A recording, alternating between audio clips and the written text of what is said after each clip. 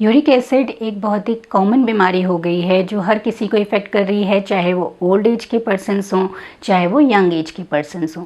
इसका मुख्य कारण है हमारा खान पान और हमारी बदलती जीवन शैली। यूरिक एसिड एक ऐसा केमिकल है जो वेस्ट प्रोडक्ट की तरह हमारे ब्लड में पाया जाता है।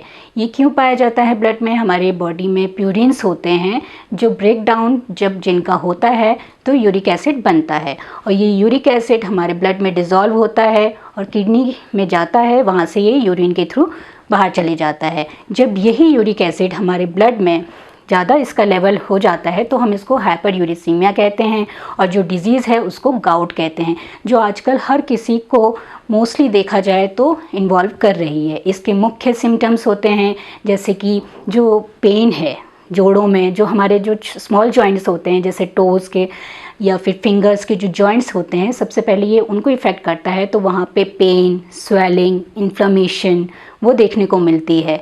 तो इसी वीडियो में हम ये जानेंगे कि ऐसे कौन कौन से खान पान हैं। हम ये जानते हैं कि कुछ स्पेसिफिक फूड हैं जो हम अवॉइड करते हैं, हमें बस उसी के बारे में पता है। तो इस वीडियो में मैं वही दिखाना चाहूँगी, वही बताना चाहूँगी कि कौन कौन से फूड आइटम्स हैं जिनको हमें अवॉइड करना चाहिए और कौन कौन से फूड आइटम्स ऐसे हैं जिनको हम यूज़ कर सकते हैं, जिनका हम सेवन कर सकते हैं।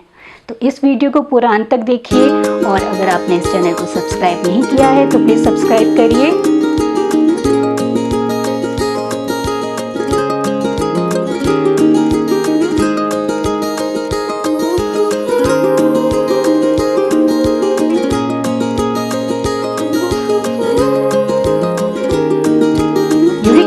हमारी बॉडी में कुछ कारणों से भी पाया जाता है, जैसे कि अगर हमारा वेट बढ़ा हुआ है, अगर कोई ओबीस पर्सन है तो उसमें भी यूरिक एसिड का लेवल ब्लड में बढ़ा जाता है। कुछ होते हैं स्ट्रेस की वजह से भी पाया जाता है।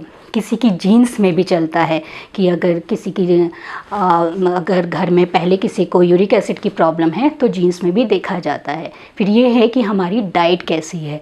अगर हमारी डाइट कुछ ऐसी है जो हमारे बॉडी में प्यूरिन के लेवल को बढ़ाती है तो वो भी यूरिक एसिड को बढ़ाती है।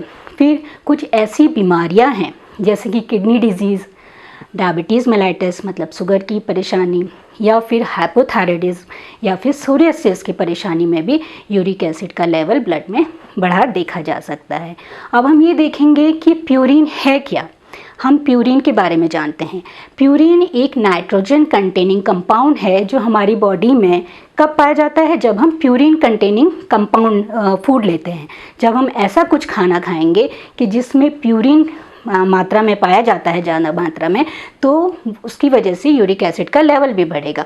दूसरा होता है कि हमारी बॉडी में न्यूक्लिक एसिड पाए जाते हैं, तो जब वो ब्रेक डाउन होते हैं तब प्यूरिन बनता है। तो दो कारण होते हैं, या तो हम फूड के इसके सेवन से ले रहे हैं जिसमें हाई प्यूरिन कंटेंट है, या फिर हम ऐसा कुछ जो है न्यूक्लिक एसिड जो हमारी बॉडी में पाया जाता है उसके ब्रेक डाउन से होता है। अब ये है कि हम ये सोचते हैं प्यूरिन और जो हमारा प्रोटीन है वो सेम है, वो ऐसा नहीं है। जो प्यूरिन है और उसका जो केमिकल स्ट्रक्चर है, उसका केमिकल स्ट्रक्चर प्रोटीन के केमिकल स्ट्रक्चर से बिल्कुल डिफरेंट है। पर ये देखा जाता है कि जो हाई प्यूरिन कंटेनिंग कंपाउंड्स होते हैं, जो फूड होते हैं, वो ही मोस्टली जो हाई प्रोटीन रिच फूड भी होते हैं। इसलिए जो हाई प्रोटीन रिच फूड हैं या फूड हैं तो उनमें प्यूरिन का लेवल भी हाई ही रहता है। तो हम ये देखेंगे कि ऐसे कौन कौन सी चीज़ें हैं जिनका हमें सेवन नहीं करना चाहिए। तो सबसे पहले है कि हमें ऐसा खाना नहीं खाना है जिसमें हाई प्यूरिन रिच कंपाउंड होता है। तो वो कौन होते हैं? ज़्यादातर जो नॉन वेज होते हैं वो हाई प्यूरिन रिच कंपाउंड होते हैं, जैसे कि रेड मीट या फिर सी फूड। इनमें बहुत ज़्यादा अमाउंट में प्यूरिन पाया जाता है। तो अगर हम प्यूरिन ज़्यादा मात्रा में लेंगे तो जब वो ब्रेक डाउन होगा तो यूरिक एसिड भी बढ़ेगा। दूसरा है अल्कोहल। जो लोग अल्कोहल का मात्रा ज़्यादा सेवन में लेते हैं तो उनका यूरिक एसिड भी बढ़ता है। तो अल्कोहल और हाई प्यूरिन रिच कंपाउंड ये हमें नहीं लेना चाहिए।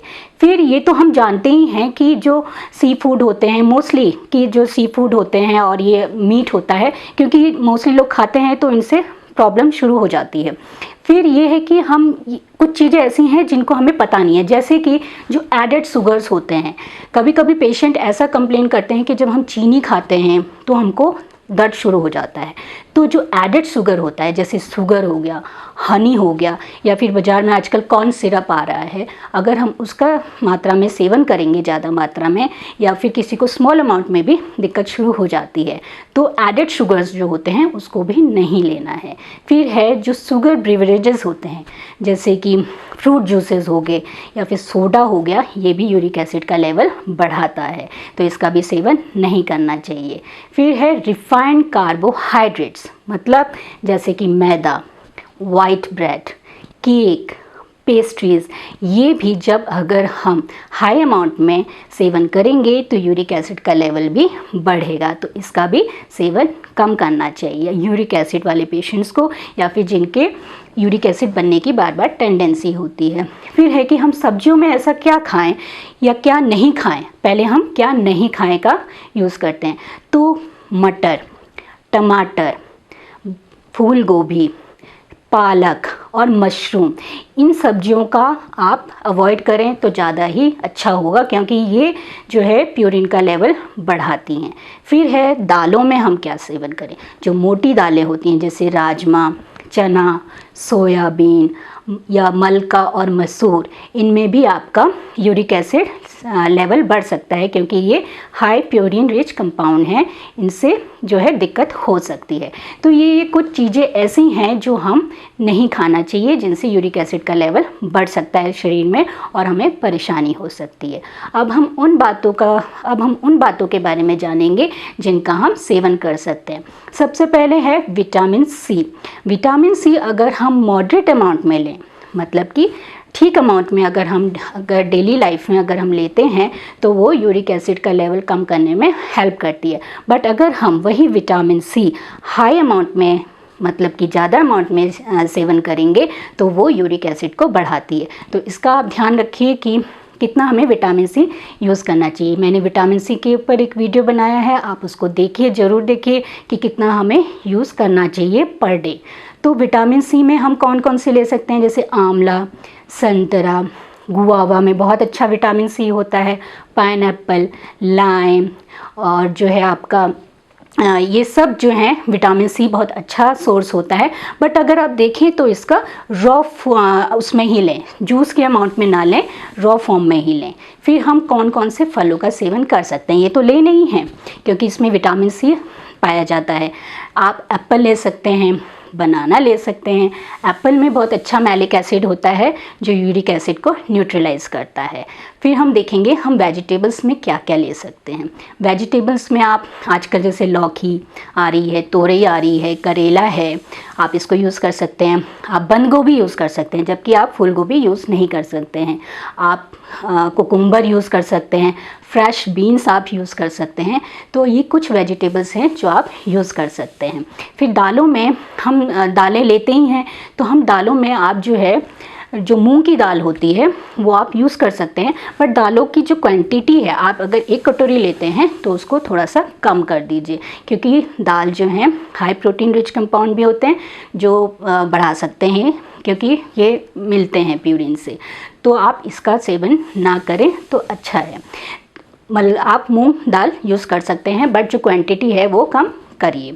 फिर उसके बाद है हम जो हाई फाइबर रिच कंपाउंड होते हैं, फूड होते हैं, जैसे कि आप ओट्स खा सकते हैं, ज्वार, बाजरा, ये चोकर वाला जो आटा होता है, जो मोटा आटा होता है, वो आप अपनी डाइट में ले सकते हैं। आप जो है नॉन फैटी रिच जो डेयरी प्रोडक्ट्स हैं वो लीजिए। जैसे कि अगर आप दूध भी लेते हैं तो पहले उसकी मलाई निकाल लीजिए, फिर आप उसको लीजिए। जो फैटी रिच डेयरी प्रोडक्ट्स होते हैं उसको अवॉइड करिए। फिर है कि जो मार्केट में आजकल तो हर सीज़न में आ जाते हैं, ब्लूबेरीज़, ब्लैकबेरीज़, चेरीज़, स्ट्रॉबेरीज़, तो आप इसका यूज़ कर सकते हैं, क्योंकि ये जो है हाई एंटीऑक्सीडेंट रिच कंपाउंड होते हैं जो यूरिक एसिड के लेवल को बढ़ने से रोकती हैं, तो आप इनको यूज़ कर सकते हैं। उसी तरह से हम देखेंगे नट्स में आप बादाम और अखरोट यूज़ कर सकते हैं, वो यूरिक एसिड को नहीं बढ़ाते हैं। हम खाने में जो हम कुकिंग ऑयल यूज़ कर सकते हैं वो आप ज़्यादातर प्लांट बेस्ड करें, जैसे कि ऑलिव ऑयल हो गया, सनफ्लावर ऑयल हो गया, कोकोनट ऑयल हो गया, मस्टर्ड ऑयल मतलब सरसों का तेल हो गया, आप उनको यूज़ करिए जो प्लांट बेस्ड होते हैं, क्योंकि जो एनिमल बेस्ड फूड होते हैं वो हाई प्यूरिन रिच कंपाउंड होते हैं, तो वो यूरिक एसिड को बढ़ाते हैं। इसलिए जो है आप इसमें जो प्लांट बेस्ड कुकिंग ऑयल है वो लीजिए। सीड्स में मतलब जो बीज आते हैं, हम खाने में बीज यूज़ करते हैं, जैसे कि सूरजमुखी के बीज हो गए, सनफ्लावर सीड्स हो गया, फ्लैक्स सीड्स हो गए अलसी के, या चिया सीड्स आ रहे हैं आजकल बाज़ार में, आप उसको यूज़ कर सकते हैं। ये भी बहुत अच्छा हेल्दी सीड्स होते हैं, हमारे हेल्थ को अच्छा बनाते हैं, तो आप इसको यूज़ कर सकते हैं। उसी तरह से मैंने बताया कि शुगर में जैसे हम चीनी का यूज़ कम करें तो ज़्यादा अच्छा है यूरिक एसिड वाले पेशेंट्स, या फिर हनी का यूज़, तो हम शुगर में क्या कर सकते हैं, गुड़ का यूज़ कर सकते हैं। अगर आपको अल्टरनेटिव चाहिए उस चीज़ का तो आप गुड़ यूज़ कर सकते हैं, या फिर देसी खांड है आप उसको यूज़ कर सकते हैं। फिर एक अच्छा आजकल एक मार्केट में आता है एप्पल साइडर विनेगर, जो एप्पल से बनाया जाता है। ये भी यूरिक एसिड के पीएच को न्यूट्रलाइज करने में बहुत अच्छा रोल प्ले करता है। तो अगर किसी को गैस की दिक्कत या एसिडिटी की दिक्कत नहीं है तो वो सुबह इसको आधा चम्मच की मात्रा में आधे ग्लास पानी में ले सकता है रोज़। ये बहुत अच्छा जो है यूरिक एसिड को न्यूट्रलाइज करता है, आप इसका यूज़ कर सकते हैं। आप ब्राउन राइस का यूज़ कर सकते हैं। आप जो है खाने में हल्दी, जिंजर, अदरक और लहसुन का यूज़ कर सकते हैं। फिर है पानी, हम इसमें देखेंगे पानी का इंटेक आप थोड़ा बढ़ाइए, क्योंकि पानी जो है अगर हम पिएंगे तो जो हमारा यूरिक एसिड है जो हमारे जॉइंट्स में या कहीं जमा हो रहा है तो वो फ्लश आउट होगा। बट पानी का इंटेक उन लोगों को जिनको किडनी की प्रॉब्लम है या फिर जिनके शरीर में सूजन रहती है, वो अपने डॉक्टर जो नियर बाय डॉक्टर हैं उनके चिकित्सीय परामर्श के अनुसार ही लें, क्योंकि किडनी डिजीज़ जो है यूरिक एसिड के लेवल को बढ़ाती है। बट पानी का इंटेक हम उस समय थोड़ा सावधानी से करते हैं, क्योंकि पानी का इंटेक तो यूरिक एसिड के लेवल को थोड़ा कम करता है। बट जिनको किडनी की प्रॉब्लम है और जिनके शरीर में सूजन रहती है उनको जो है चिकित्सीय परामर्श के अनुसार ही उसका सेवन करना चाहिए। फिर है कि अगर हम जो है प्रैक्टिकल प्रोसीजर की बात करें तो alternatively hot and cold compress हम करें, मतलब गर्म चीज़ से सिकाए या फिर आइस से सिकाए। तो अगर आप पहले जो है हॉट कंप्रेस गर्म चीज़ से सिकाए आप 3 मिनट तक करें, फिर जो कोल्ड कंप्रेस है या फिर आइस से आप सिकाए 30 सेकंड तक करें, तो इसको ऑल्टरनेटिवली आप करते रहें तो आपको बहुत अच्छा बेनिफिट मिलेगा। और फिर है कि जिसकी ओबेसिटी है, जो मोटे लोग हैं, वो अपनी फिज़िकल एक्टिविटी को थोड़ा सा बढ़ाएं, जिससे कि यूरिक एसिड उनके शरीर में ना जमा हो। वो थोड़ा एक्सरसाइज करें, थोड़ा अपनी बॉडी को मूव करते रहें, तो उससे उनका यूरिक एसिड लेवल भी कम होगा। तो वेट को रिड्यूस करना भी बहुत ज़रूरी है। तो इस वीडियो के माध्यम से मैंने वो सभी एस्पेक्ट्स को बताने की कोशिश की है कि क्या क्या हमें सेवन करना चाहिए और क्या क्या हमें सेवन नहीं करना चाहिए। तो इस वीडियो को पूरा देखने के लिए आपका बहुत बहुत धन्यवाद। और अगर आपने इस चैनल को सब्सक्राइब नहीं किया है तो प्लीज़ सब्सक्राइब करिए और हमारा मार्गदर्शन बढ़ाइए। और अगर आपको किसी टॉपिक में कोई वीडियो जानना है, किसी टॉपिक में के बारे में जानना है, तो प्लीज़ हमें कमेंट बॉक्स में लिखिए और हमें बताइए। धन्यवाद।